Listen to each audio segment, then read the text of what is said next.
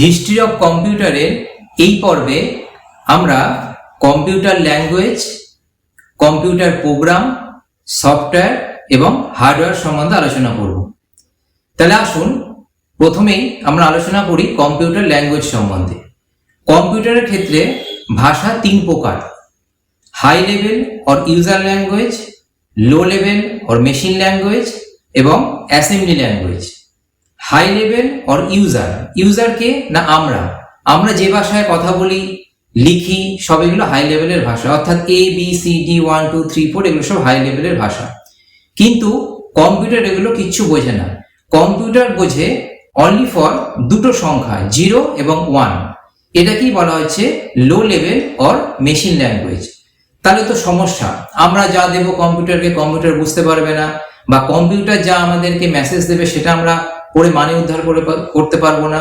কিন্তু বাস্তবে এগুলো কিছুই হয় না। বাস্তবে এরকম কোনো সমস্যা হয় না, কাজটা স্মুথলি হয়। কি করে হয়? মাঝে রয়েছে একটা অ্যাসেম্বলি ল্যাঙ্গুয়েজ, যে কি করছে, ইন্টারপ্রেটার বা দোভাষীর কাজ করছে। সে আমাদের হাই লেভেলটাকে লো লেভেলে কনভার্ট করে মেশিনকে বুঝিয়ে দিচ্ছে। আবার মেশিন যখন আমাদেরকে কিছু দেখাচ্ছে, তখন মেশিন ভাষা থেকে আমাদের হাই লেভেলের ভাষায় কনভার্ট করে আমাদেরকে বুঝিয়ে দিচ্ছে। তার ফলে কাজটা স্মুথলি হচ্ছে। না হলে আমাদের অনেক কিছু কম্পিউটারের ভাষা মনে রাখতে হতো এবং সেই অনুযায়ী ভাষা দিলে তবেই কম্পিউটার কাজ করত, না হলে কম্পিউটার কাজ করতো না। তাই এরম যদি প্রসেসটা হতো, কম্পিউটার শেখা ব্যাপারটা একটা জটিল আকার ধারণ করতো। তা বাস্তবে আমাদের এসব কিছুই করতে হয় না, যেটা অ্যাসেম্বলি ল্যাঙ্গুয়েজ অনবরত ইন্টারনালি প্রসেসটা করে দেয়, এবং করে দেয় বলেই কম্পিউটার শেখাটা এত সহজ হয়েছে এবং ইউজার ফ্রেন্ডলি হয়েছে। তা এই হচ্ছে আমাদের কম্পিউটার ল্যাঙ্গুয়েজ সম্বন্ধে ধারণা। এবার আসি কিছু টার্মস বা কোশ্চেন, যেগুলো আমরা সবসময় বলে থাকি বিভিন্ন ক্ষেত্রে, কিন্তু সেগুলো সম্বন্ধে যদি বলা হয় তাহলে আমরা গুছিয়ে বলার মতো অবস্থায় থাকি না। যেমন প্রোগ্রাম, সফটওয়্যার, হার্ডওয়্যার, এই কথাগুলো আমরা বিভিন্ন ক্ষেত্রে প্রয়োগ করে থাকি। কিন্তু যদি বলা হয় প্রোগ্রাম কি বলুন তো, সফটওয়্যার কি বলুন তো, হার্ডওয়্যার কি বলুন তো, তাহলে হয়তো আমরা গুছিয়ে বলতে পারবো না। তো চলুন আসি এই টার্মসগুলো সম্বন্ধে আমাদের একটা ধারণা নিয়ে নিই, যাতে ভবিষ্যতে কেউ যদি আমাদের জিজ্ঞেস করে হোয়াট ইজ প্রোগ্রাম বা what is software, what is hardware, আমরা যাতে বলতে পারি। তো হোয়াট ইজ প্রোগ্রাম? প্রোগ্রাম কি? A set of command with sequentially is called program. একগুচ্ছ ধারাবাহিক নির্দেশকেই প্রোগ্রাম বলে। বাস্তব ক্ষেত্রে পাড়ায় কোনো ফাংশন বা অনুষ্ঠান হলে তখনই তাকে প্রোগ্রাম হচ্ছে বলি যখন সেখানে অনেকগুলো আইটেম থাকে, অর্থাৎ নাচ, গান, আবৃত্তি, এবং এটা হচ্ছে এ সেট অফ, এবং এটা সিস্টেমেটিক ওয়েতে থাকতে হবে, এটাই হলো সিকোয়েন্সলি। তাহলে হ্যাঁ বলি একটা প্রোগ্রাম হচ্ছে। ঠিক একইভাবে কম্পিউটার ক্ষেত্রেও এরকম অনেকগুলো কমান্ড এবং নির্দেশ যখন পরপর থাকবে এবং তার এগেইনস্টে কিছু একটা কাজ হবে, তখন সেটা একটা প্রোগ্রামে রূপান্তরিত হবে। এবার আসি what is software. A set of program with sequentially is called software. একগুচ্ছ ধারাবাহিক প্রোগ্রামকেই সফটওয়্যার বলে। বাস্তব ক্ষেত্রে এই যে আমি উদাহরণ দিলাম, পাড়ার ছোট ছোট ক্লাবগুলো যে ফাংশন করছে, এরা যদি একসঙ্গে মিলে জেলা স্তরে একটা প্রোগ্রাম করে, তাহলে আকারটা অনেক বড় হয়ে যায়। ঠিক সেরকমই এরকম অনেকগুলো প্রোগ্রাম যখন আবার পরপর থাকবে এবং তার এগেইনস্টে কিছু একটা কাজ হবে, সেটা একটা সফটওয়্যার রূপান্তরিত হবে।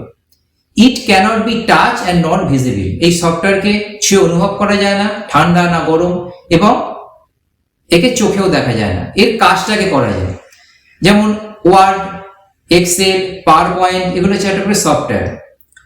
তা যদি বলা হয় যে ওয়ার্ড দেখতে কিরাম, এক্সেল দেখতে কিরাম, বা পাওয়ার পয়েন্ট দেখতে কিরাম, বা পেইন্ট দেখতে কিরকম, আমরা গুছিয়ে বলতে পারবো না, অর্থাৎ কোনো আকার নেই, আমরা কি করে বলবো?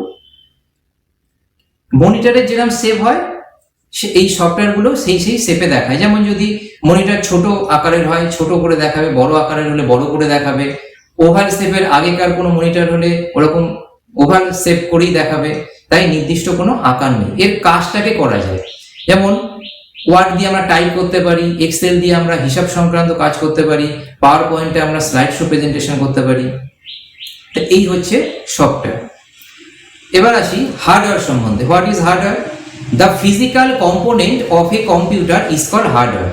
একটা কম্পিউটারের দৈহিক গঠনকে আমরা হার্ডওয়্যার বলি। তার কিবোর্ড, তার মাউস, তার মনিটর, যেগুলোকে আমরা চোখে দেখতে পাই এবং ছুঁয়ে অনুভব করতে পারি।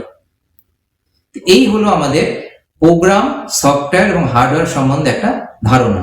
আশা করি এই তিনটি বিষয় সম্বন্ধে আপনাদের একটা স্বচ্ছ ধারণা হয়ে গেছে। এবার আসি একটু হার্ড ডিস্কের ড্রাইভ সম্বন্ধে।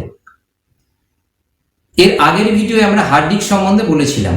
হার্ড ডিস্কটা হচ্ছে কম্পিউটারের একটা সেকেন্ডারি মেমোরি। এর মধ্যে আমরা দীর্ঘদিন ধরে কোনো ডেটাকে স্টোর করে রাখতে পারি। এই হার্ড ডিস্কটাকে যদি আমি একটি ঘরের সঙ্গে কল্পনা করি এবং সেই ঘরে একটা ছোট্ট ক্ষুদ্র কিছু ফেলে দিয়ে খুঁজতে বলি, সেই খোঁজাটা কঠিন হবে। হয়তো সেই বস্তুটা খুঁজে পেতেও পারি, নাও পেতে পারি, অনেকটা টাইম চলে যেতে পারে। কিন্তু আমি ঘরটাকে 5টা পার্টিশনে ভাগ করে দিলাম এবং কোনো একটা পার্টিশনের মধ্যে ওই ক্ষুদ্র বস্তুটি ফেলে রাখলাম এবং বললাম যে ওইখানে রয়েছে। তাহলে আমি বাকি দিকটায় তাকাবো না, যে পার্টিশনের মধ্যে রয়েছে সেখানে গিয়ে বস্তুটি খুঁজলেই পেয়ে যাব। ঠিক সেম কনসেপশনে এই হার্ড ডিস্কটাকে পুরো একটা না রেখে দিয়ে পার্টে পার্টে ভাগ করে রাখা হয়। এই পার্টগুলোকেই বলা হয় হার্ড ডিস্কের ড্রাইভ বা ঘর। এরকম যদি একটা ভাগ হয় সি, ডি, ই, এফ, তাহলে সিটা হবে কম্পিউটারের মেইন ড্রাইভ, যেখানে কম্পিউটার চলার জন্য যা যা লাগে অটোমেটিক স্টোর করে নেয়। ডিটা হবে ইউজার ড্রাইভ, ইউজারকে না আমরা যে কম্পিউটারকে ইউজ করে সে হচ্ছে ইউজার, আমরা আমাদের কাজকর্ম ওখানে সেভ করে রাখতে পারি। ইটা হবে সিডি রম অথবা ডিভিডি রম ড্রাইভ, যেখান থেকে আমরা সিডি ডিভিডি চালাতে পারি।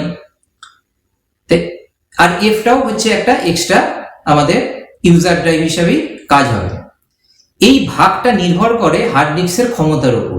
যে হার্ড ডিস্কের ক্ষমতা যত বেশি তাকে আমরা বেশি বেশি ভাগ করে রাখতে পারি, আর যে হার্ড ডিস্কের ক্ষমতা কম তাকে কম ভাগ করে রাখতে পারি।